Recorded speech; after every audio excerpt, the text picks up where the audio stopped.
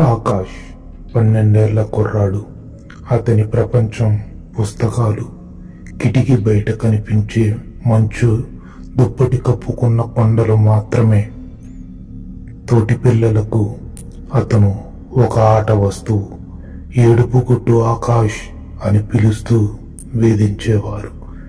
ముఖ్యంగా ఊరి పెద్ద కొడుకు రవికి ఆకాష్ అంటే చులకన.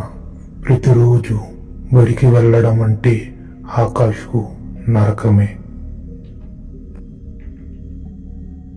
ఒకరోజు సాయంత్రం రవి, అతని స్నేహితులు ఆకాష్ను అడ్డగించి దారుణంగా కొట్టారు.